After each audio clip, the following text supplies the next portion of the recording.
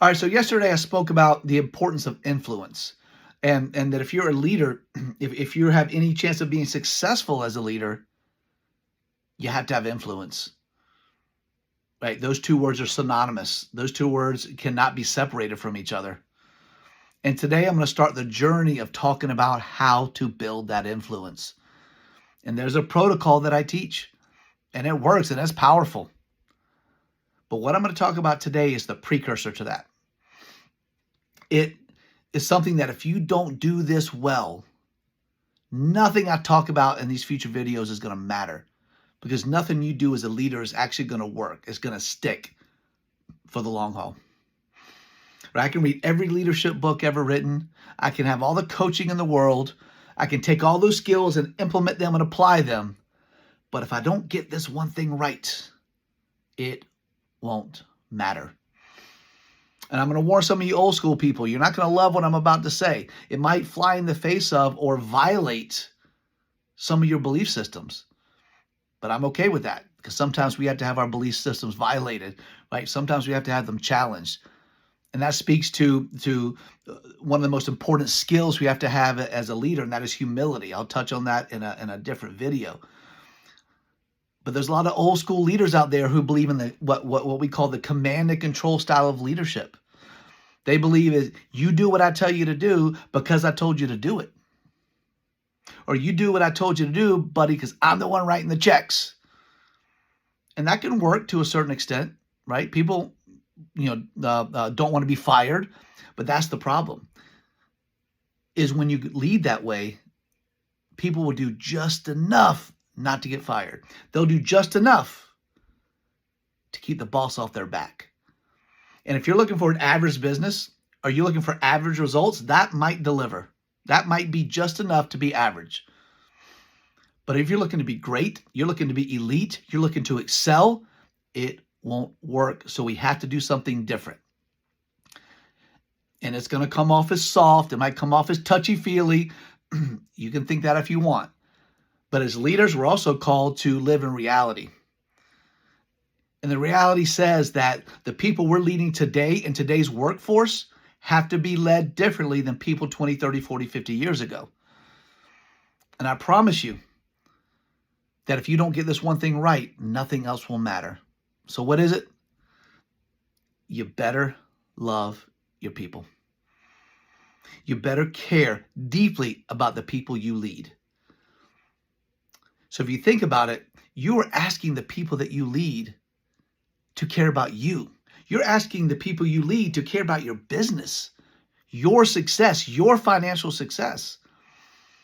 And why in the world would somebody be motivated to do that if they don't think you care about them? If they don't know unequivocally that you don't care about them? It doesn't work. Not in today's day and age. So if you're going to be a great leader and you're going to be somebody who has influence, you better love your people. And they better know you love them. And you better show it through the things you say, the actions you take, the ways in which you serve your people.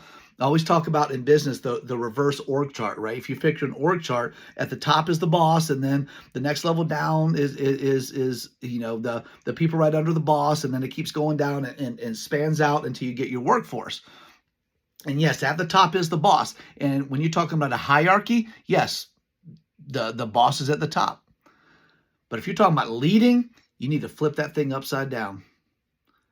And what that means is, if you're the leader, if you're the boss, you should be coming in every day looking to serve your people, looking up at everybody that's working for you and asking yourself, how can I serve them? How can I love them? How can I care about them? And how can I make sure they know it? It's like the old Teddy Roosevelt quote, they don't care how much you know till they know how much you care. And it matters. It's everything. And if you want to be a leader and you want to have influence, man, you better get this part right. It is almost impossible in today's day and age to succeed as a leader without it. And it is impossible to get your team to run through that wall for you, to row that boat in the proper direction, to go after your mission with the same energy and passion if you're not leading them well. And you can't lead them well if you don't care about them, you don't love them. So that's the precursor to what's coming next. In coming videos, I'll get a little more practical. I'll get a little more pragmatic with what we're going to do. Maybe some more step-by-step things that you can and actions you can take every day to grow your influence. But take this one to heart. Don't just skim over this. And if you're one of those people that have that mindset of, well, you know what? That's weak. That's soft. That's not who I am. I'm a tough guy. Love it. Great. Good luck. Good luck in today's day and age. I'm also willing to bet if that's you and that's how you think, you're having a hard time leading your people. I'm also willing to bet your business is not as successful as you want it to be. Right? So let's think about this. Let's do some soul searching. Do you love your people? If you do, great. You're well on your way. If you don't, and you don't show them every day, then we got work to do. And we can overcome that. Right? There's things we can do.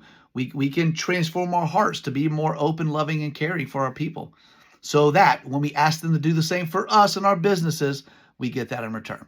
So leave it at that for today, and I'll be back tomorrow with the next phase of building our influence.